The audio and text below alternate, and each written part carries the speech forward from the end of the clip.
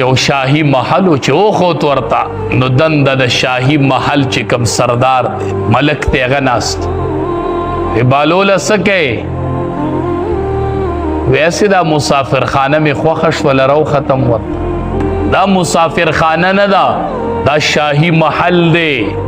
اخوا دی خوا وګوره دې ته مسافر خانه وایي